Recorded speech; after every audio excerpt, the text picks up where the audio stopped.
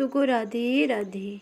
दो बहनों में बड़ा प्यार था। एक का नाम था बुद्धि, दूसरे का नाम था भाग। वैसे तो हमेशा वो दोनों मिलजुल कर रहा करती थी, लेकिन ना जाने क्यों एक दिन उन दोनों में एक बात को लेकर बहस हो गई। मुद्दा था कि दोनों में से बड़ा कौन है। दोनों को यही नहीं पता था कि कौन बड़ा है, इसीलिए वे दोनों ही अपने अपने बड़े होने का दावा कर रही थी। लंबे चलने वाली बहस का कोई परिणाम नहीं आता देखकर दोनों ने मिलकर एक समाधान निकाला। दोनों ने तय किया कि वे दोनों एक साथ किसी एक घर में जाएंगे और वहां अपनी अपनी शक्ति आजमाएंगे। जो बड़ा होगा वह जीत जाएगा। दोनों चलते चलते किसान के घर तक आ पहुंची। इस किसान के घर में दो बेटे रहते थे। दोनों ही किसी परीक्षा की तैयारी।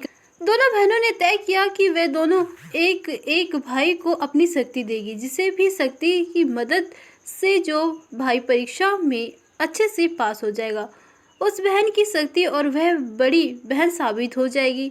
बुद्धि ने अपनी शक्ति किसान के बड़े बेटे को और भाग ने छोटे बेटे को दे दी। अब बड़े बेटे को बुद्धि की कृपा की वजह से पढ़ाई में काफ़ी मन लगता है, इसीलिए वह घंटों तक पढ़ाई करता रहता। किसान का छोटा बेटा, जिसके ऊपर भाग ने अपनी कृपा बरसाई थी, वो बिल्कुल पढ़ता ही नहीं था। जल्द ही वह दोनों ही आगे। जब बड़े भाई और फिर छोटे भाई की परीक्षा होनी थी, बड़ा भाई जिस पर बुद्धि की कृपा थी, उसने जब अपना पेपर देखा तो बदनसीबी से सभी वही सवाल आए थे जो उसने पढ़ नहीं पाए थे। वे अगले दिन भाग की कृपा के साथ छोटे भाई की परीक्षा देने गया। भाग उसके साथ था, इसलिए उसके पेपर में सबसे आसान प्रश्न पूछे गए थे, लेकिन सब व्यर्थ थे क्योंकि उसने कुछ भी पढ़ा नहीं था। वो पछताने लगा और सोचने लगा कि उसने थोड़ा सा भी बुद्धि पढ़ाई में लगाई होती तो आज वह आसानी से पास हो जाए। इस तरह बिना भाग के किसान का बड़ा बेटा और बिना बुद्धि के किसान का छोटा बेटा परीक्षा में फेल हो गया। इस घटना से भाग और बुद्धि दोनों बहन को ये अच्छे से समझ में आ गया कि जब वे अलग अलग हैं तब दोनों ही छोटे हैं और जब दोनों साथ हैं तो दोनों ही ताकतवर हैं। बड़ी ही सरल बात है। ये कहानी हमें सिखाती है कि हमें भाग और हिम्मत, सपोर्ट पर दोनों को ही अहमियत देनी चाहिए। ठीक ठाक बैलेंस अच्छी ज़िंदगी जीने के लिए बहुत अमीर होना ज़रूरी नहीं है, पर इतने पैसे बैंक में हो कि आप जब चाहे बाहर खाना खा पाएँ, सिनेमा देख पाएँ, समुद्र और पहाड़ घूमने जा पाएँ, तो आप खुद से रह सकते हैं। उधारी में जीना भी आदमी को खुद की निगाहों में गिरा देता है। अपना मकान अपना, चाहे छोटा हो या बड़ा, वह अपना ही होना चाहिए। अगर इसमें एक छोटी सुंदर सा बगीचा हो तो आपकी ज़िंदगी बेहद खुशहाल हो सकती है। ज़िंदगी में समझदार जीवन साथी होता है जो एक दूसरे को ठीक से समझते हैं, उनकी ज़िंदगी बेहद खुशहाल होती है। वरना ज़िंदगी में सब कुछ घरा रह जाता है, सारी खुशी कहू हो जाती है। हर वक्त नफरत करने से बेहद ही अपना अलग रास्ता चुन लेना है। कोई आपसे आगे निकल जाए, किसी के पास आपसे ज़्यादा पैसा हो जाए तो उससे जलिए नहीं। दूसरों से खुद की तुलना करने से आपकी खुशी खत्म होने लगती है। तो शपथ के जरिए अपने ऊपर हावी मत होने दीजिए। तब आप उनसे छुटकारा पाएंगे, तब आप बहुत थक चुके होंगे और दूसरों की चुगली निंदा से आपके दिमाग में कहीं ना कहीं जहर भर चुका होगा। अच्छी आदत कोई ऐसी हॉबी विकसित करे जिसे करने में आपको मज़ा आता हो। अगर गाइडेंस, पढ़ाई लिखाई, फालतू बातों में समय बर्बाद करना ज़िंदगी के साथ किए जाने वाले सबसे बड़ा अपराध है। कुछ ना कुछ ऐसा करना चाहिए जिसको आपको खुशी मिले और उसे आप अपनी आदत में शुमार कर सके, नियमित रूप से कर सके। रोज़ सुबह कम से कम 10 मिनट ध्यान करना चाहिए। ये 10 मिनट आपको अपने ऊपर खर्च करना चाहिए। इसी तरह शाम को भी कुछ वक्त अपने साथ गुजारें। इस तरह आप खुद जी पाएंगे। कभी अपना गुस्सा जहर ना करें। जब कभी आपको लगे कि आपका दोस्त आपके साथ तलख हो रहा है और तो आप उस वक्त उससे दूर हो जाए, बजाय इसके कि आप उसके साथ हिसाब किताब करने पर तुल जाएं। जब यमराज दस्तक दे तो बिना किसी दुख, शोक या अफसोस के साथ उनके साथ निकलना पड़ना चाहिए। अंतिम यात्रा पर खुशी खुशी शौक मोह के बंधन से मुक्त होकर जो यहाँ से निकलता है उसका जीवन सफल होता है। एक आदमी ने अपने दोस्त के घर पर घुस गया। दोस्त ने जैसे ही दरवाजा खोला तो उसने देखा कि मुस्कुराने वाला उसके दोस्त के चेहरे से काफी उदासी लग रहा है।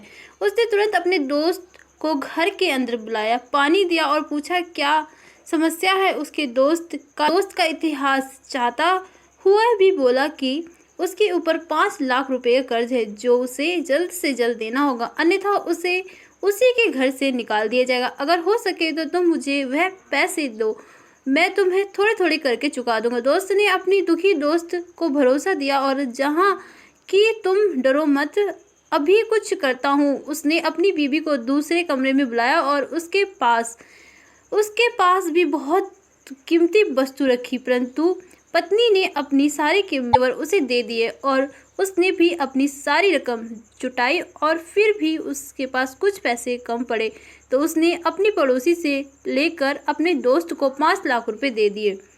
पहला दोस्त जो दुखी होकर अपने दोस्त से मदद अंतुष्ट आया था, अब चेहरे पर मुस्कान के साथ वहां से जा चुका था। जाने के बाद जिस दोस्त ने मदद की थी वह फूट फूट कर रो पड़ा। वह रोते हुए देख रहा था कि उसकी पत्नी ने उसे डराने की कोशिश की और उसे रोने की वजह से जानी चाहिए। अपनी पत्नी को अपने दोस्त के लिए पड़ोसी से कर्ज लेना पड़ा, इसलिए वह रो रहा होगा, लेकिन इसकी वजह से उसकी पत्नी भी अचंभित रह गई। उसके पति ने कहा कि मैं एक अच्छा दोस्त बिल्कुल नहीं हूँ, क्योंकि मेरे दोस्त बहुत कष्ट में था और मुझे पता नहीं था कि अगर वह मेरे घर पर मदद इंसान नहीं आता तो मुझे पता नहीं चलता कि दोस्ती निभाने वाला कोई खास चीज़ नहीं होती और एक दोस्त के अपने दूसरे दोस्त के प्रति कैसे विचार होने चाहिए। ये कहानी एक दिन की बात है। राजा विक्रमदत्त की राजसभा में एक महात्मा आए। राजा विक्रमदत्त ने उसे पूछा कि मैं आपकी क्या सेवा कर सकता हूँ। महात्मा ने कहा, मुझे भूख लगी है, कृपया भोजन दीजिए।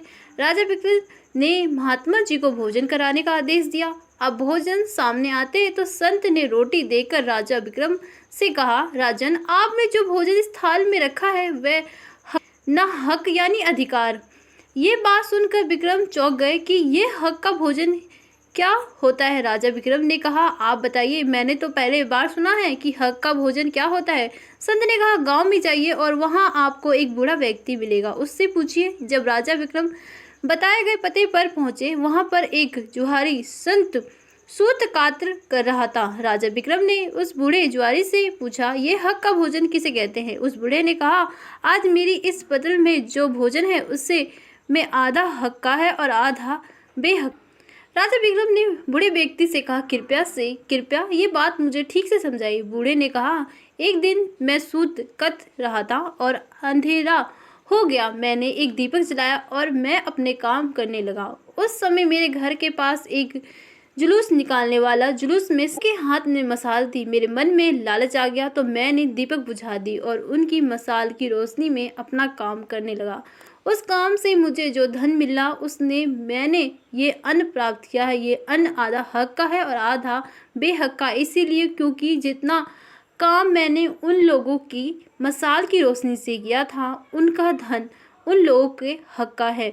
ये बात सुनकर राजा विक्रम समझ गए कि हक का भोजन किसे कहते हैं। जब भी कोई काम करो तो दूसरों को उनके काम का क्रेडिट जरूर दो। हमेशा ध्यान रहे, कुछ पाने के लिए सबसे पहले अपना साधक का उपयोग करना चाहिए। अगर दूसरे के साधनों का उपयोग किया तो उन्हें उसका श्रेय जरूर दें। हमारा हक का, हमारा परिश्रम और हमारी वस्तु से प्राप्त की होना दर्द सबको ना बताए। साहब, मरहम एक आधे घर में होता है, नमक घर घर में होता है। कुछ नहीं मिलता दुनिया में मेहनत के बगैर। मेरा अपना साया भी मुझे धूप में आने के बाद मिला है। आईना कब किसका सच बता पाएगा है। जब देखा दाएं तो बाएं ही नजर आया है। ये ना पूछो जिंदगी खुशी कब देती है, क्योंकि शिकायत तो उन्हें भी जिन्हें जिंदगी सब देती है। वहम था कि सारे बाग अपने हैं, तूफान के बाद पता चला सूखे पत्ते पर भी हक हवा का था। आपको एक जिंदगी मिली है, उसे व्यर्थ की चिंता और कर्मों में नष्ट नहीं करना चाहिए, बल्कि आप अपने दिल की बात सुनिए। किसी के द्वारा लूटे जाना, ये किसी के अन्य का शिकार होना अपने आप में इतना कष्टदायक नहीं होता जितना कि उसे मन में बार बार लाकर अंदर ही अंदर जलते रहना। कर्ज लेना बुरी बात नहीं है, लेकिन कर्ज के पैसे से ऐशो करना बहुत बुरी बात है, क्योंकि कर्ज के कारण चिता के कारण रोग, इस तरह से पूरा जीवन नष्ट हो जाता है। धन की बचत जरूर करनी चाहिए, किंतु स्वास्थ्य को खोकर धन की बचत करना और नुकसान करता है। आपके द्वार पे बचत सारा धन बीमारी के इलाज में खर्च हो जाता है, चूंकि स्वास्थ्य ही धन है। समय के अनुसार आपको काम करना चाहिए। जो व्यक्ति बदलते समय के साथ नहीं बदलता, उन्हें समय पीछे छोड़ देता है और आगे निकल जाता है। काम छोटा हो या बड़ा, इससे कभी चिंता नहीं करनी चाहिए, ना ही इस पर शर्म करनी चाहिए। हो सकता है कि कोई छोटा काम ही आपको बड़ा बंद कर दिए सांपों को सपेरे ने, ये कहकर अब इंसान ही इंसान को डसने का काम आएंगे। आत्महत्या कर ली गिरिट ने, सुसाइड नोट छोड़ा, अब इंसान से ज़्यादा मैं रंग नहीं बदल सकता। कोई फर्क नहीं पड़ता कि आप कितनी खूबसूरत हैं, क्योंकि लंगूर और गोरिल्ला भी अपनी ओर लोग को ध्यान आकर्षित कर लेते हैं। कोई फर्क नहीं पड़ता कि आपका शरीर कितना विशाल और मजबूत है, क्योंकि शमशान तक आप अपने आप को नहीं ले जा सकते। आप कितने भी लंबे क्यों ना हो, मगर आने वाले काल को आप नहीं देख सकते। कोई फर्क नहीं पड़ता कि आपकी त्वचा कितनी गोरी और चमकदार है, क्योंकि अंधेरे में रोशनी की जरूरत पड़ती है। कोई फर्क नहीं पड़ता कि आप कितने अमीर हैं और दर्जन गाड़ी आपके पास है, क्योंकि घर के बाथरूम तक आपको चल के ही जाना पड़ेगा। एक दिन श्याम सुंदर राधा जी के बाल को संवारने लगे। कंघा करते जाए पर बाल उलझते जाए, कंघा करते करते सब बाल आपस में उलझ चले गए। उम्मीद नहीं थी कि रात को भी सुलझ जाएंगे। राधा रानी की सखी दूर बैठकर हंस रही थी। काफी देर के बाद श्याम और वह परेशान दिखने लगे। राधा मस्त आंख बंद किए इस सारे प्रसंग का आनंद ले रही थी। सखिया पास आई और बोली, किशोरी जी, तुमको पता नहीं चला तुम्हारे बाल उलझ चुके हैं। श्याम सुंदर से सुलझे नहीं रहे, उठो उसमें कंघा वापस लो और अपने बाल को सुलझाओ। ये सुनते ही राधा जी के मुख पर अद्भुत बिंदु प्रभावित होने लगी। राधा रानी बोली, अगर श्याम सुंदर इसी तरह चुपचाप प्रेम से मेरे बाल सुलझाते रहे तो मैं चाहती हूँ कि ये मेरे केस सारी उम्र उलझे ही रहे। श्याम सुंदर प्रेम से इन्हें सारी उम्र सुलझाते ही रहे, ये और उलझ जाए, ये मेरी तमन्ना है। एक बार एक अनंत गरीब महिला जो कृष्ण पर अटूट विश्वास करती थी, अंत ही विकट स्थिति में आ गई। कई दिन से खाने के लिए पूरे परिवार को नहीं मिला। एक दिन उसने रेडियो के माध्यम से श्री कृष्ण को अपने संदेश भेजा कि वह उसकी मदद करे। यह प्रवचन एक नास्तिक, घमंडी और अहंकारी उद्योगपति ने सुना और उसने सोचा कि क्यों ना इस महिला के साथ कुछ ऐसा मजाक किया जाए कि उसकी श्री कृष्ण के प्रति आस्था डगमगा जाए। उसने अपने सिक्योरिटी को कहा कि वह ढेर सारा खाना और महीने भर का राशन उसके घर पर देकर आए, और जब वह महिला पूछे किसने भेजा है तो कह देना कि शैतान ने भेजा है। जैसे ही महिला के पास सामान पहुंचा, पहले तो उसके परिवार में तृप्ति हो गई। भोजन किया, फिर वह सारा राशन अलमारी में रखने लगी। जब महिला ने पूछा ही नहीं कि यह सब किसने भेजा है, ने से रहा नहीं गया तो उसने कहा, आपको क्या जिज्ञासा नहीं होती कि यह सब किसने भेजा है? उस महिला ने बेहतरीन जवाब दिया, मैं इतना क्यों सोचूं या